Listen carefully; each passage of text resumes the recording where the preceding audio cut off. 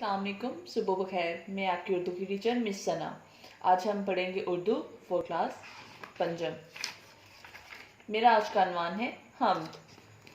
Students, हम किसे कहते हैं? हम्द, जिसमें अल्लाह की तारीफ बयान की जाए उसे हम्द कहते हैं। जो चीज़ खुदा ने है बनाई, इसमें ज़ाहिर है खुशनुमाई। ज़ाहिर है मतलब वाज़िया है, खुशनुमाई खूबसूरती। ज़मीन और आसमान की बनाई हुई हर चीज़ किसकी खूबसूरती को बयान करती है? अल्लाह ताला की। उसकी कुदरत, कुदरत मतलब शान है। फूल महके, महके खुशबू फैलाते हुए। ज़मीन पर उगने वाले फूल किसकी खुशबू फैलाते हैं? अल्लाह ताला की। फूलों पे परिंदे आके चहके, चहके गीत गाते।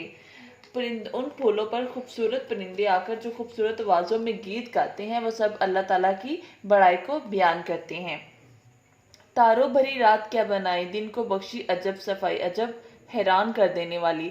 आसमान पर जो हमें चादर नजर आती है तारों की, वो सब किसकी बढ़ाई को बयान करती है? अल्लाह ताला की। और दिन दिन को जो अजीब रोशनी फैल जाने वाली, वो सिर्फ किसकी कुदरत से हो सकती है? अल्लाह ताला की। क्या दूध सी चांदनी है छटकी, छटकी मतलब फैल गई। हैरान होकर निगाह ठिठकी रह गई। ठटकी मतलब रुक गई। जो दिन की रोशनी हमें नज़र आती है और वो इंसान को हैरान कर देती है कि ये सिर्फ अल्लाह ही की कुदरत की बदौलत हो सकता है। जाड़ा, सर्दी, गर्मी, बहार, बरसात।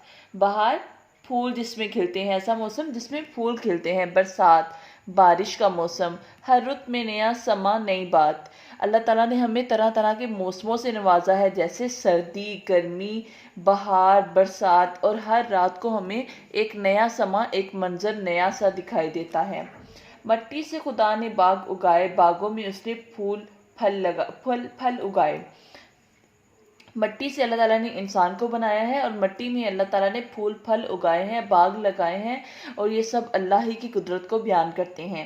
हर शय, शय मतलब चीज़, उसने बनाई। नादर, नायाब, उम्दा, खूबसूरत। बेशक खुदा है कवी व कादिर, कवि मजबूत, कादिर कुदरत वाला। मतलब हर शय अल्लाह ने बनाई है क्योंकि वो हर चीज़ पर कुदरत रखने वाला है।